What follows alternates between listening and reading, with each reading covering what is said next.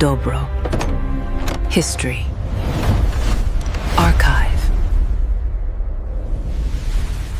오늘 다룰 이야기는요, 아마 역사상 가장 극한의 생존기라고 할 수 있을 겁니다. 바로 안데스 산맥에서 일어난 정말 기적 같은 이야기죠. 한번 깊이 파고 들어가 보겠습니다. 모든 건 1972년 10월 13일, 아주 평범했어야 할 한 비행에서 시작됐어요. 우루과이 럭비팀 선수들, 그리고 그들의 친구와 가족들, 다 합쳐서 45명이 칠레로 가는 전세기에 올랐습니다. 이때까지만 해도 아무도 몰랐겠죠. 하지만 이 비행기는 목적지에 도착하지 못했습니다. 대신 이들은요, 정말 상상도 할 수 없는 곳, 바로 혹독한 안데스 산맥 한복판에서 무려 72틀, 72일 동안 세상과 완벽하게 단절되고 맙니다. 그리고 그 끔찍한 72일이 흐른 뒤에 살아 돌아온 사람은 단 16명이었습니다. 자, 그러니까 이건 그냥 살아남았다는 이야기가 아니에요. 이건 정말 불가능에 맞서 싸운 인간 의지에 대한 기록이죠. 도대체 이 사람들은 어떻게 그 얼어붙은 땅에서 스스로를 구해낼 수 있었을까요? 한번 들여다보죠. 이 모든 비극의 시작은 사실 하늘 위에서였습니다. 정말 치명적인 항법 실수 하나가 모든 걸 바꿔버렸거든요. 당시 조종사는요, 짙은 구름 속을 날고 있었어요. 게다가 맞바람이 엄청나게 강했거든요. 그래서 자기가 실제보다 훨씬 더 멀리 날아왔다고 착각한 겁니다. 아, 이제 안데스 산맥은 다 넘었고 칠레 상공이구나. 이렇게 믿어버린 거죠. 근데 현실은 전혀 달랐습니다. 아직 산맥 한가운데였어요. 그리고 바로 그 착각 속에서 하강을 시작해버립니다. 그 결과는 정말 끔찍했습니다. 비행기 동체가 완전히 부서져서 거의 썰매처럼 시속 350km라는 엄청난 속도로 빙하를 들이받으면서 미끄러졌어요. 단 하루 만에, 정말 단 하루 만에 탑승객의 3분의 1 이상이 목숨을 잃고 맙니다. 그 후로 열 하루 동안 생존자들에게는 작은 트랜지스터 라디오 하나가 세상과 연결된 유일한 끈이었어요. 그야말로 마지막 희망이었죠. 그들은 매일같이 그 라디오에 귀를 기울이면서 구조 소식만을 애타게 기다렸습니다.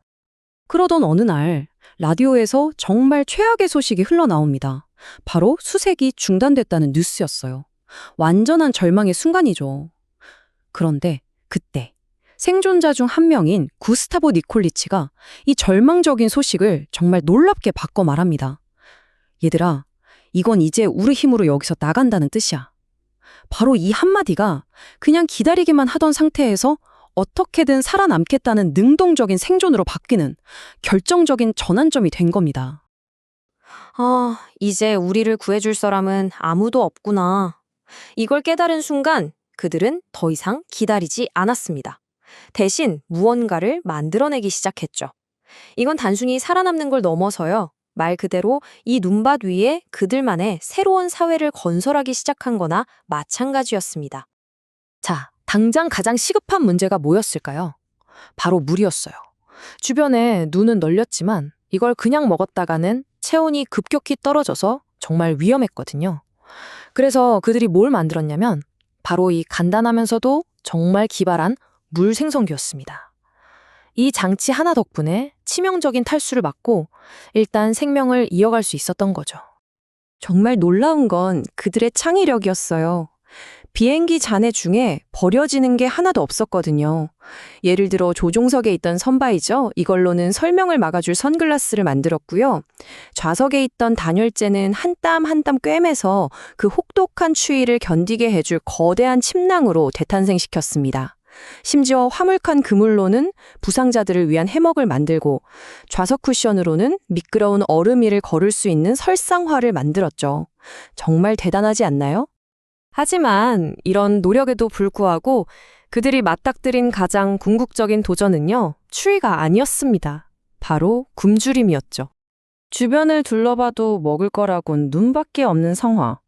결국 그들은 정말 평생 상상조차 해본 적 없는 끔찍한 선택의 기로에 놓이게 됩니다. 대부분이 독실한 가톨릭 신자였던 이들에게 이건 정말 끔찍한 도덕적 딜레마였어요. 어떻게 친구에 그럴 수가 있겠어요? 그래서 그들은 자신들의 신앙 안에서 어떻게든 답을 찾으려고 애썼습니다. 그리고 마침내 성경의 한 구절에서 일종의 해답을 찾게 되죠. 그들은 이 행위를 단순히 친구의 시신을 훼손하는 게 아니라 친구가 자신의 몸을 통해 생명을 나눠주는 마지막 희생, 마치 성찬식처럼 받아들이기로 마음먹은 겁니다. 그리고 여기서 정말 중요했던 게 있습니다. 바로 그들이 서로에게 약속을 했다는 점이에요. 만약 내가 먼저 죽게 되면 내 몸을 사용해서라도 꼭 살아남아줘. 이런 집단적인 약속을 한 거죠.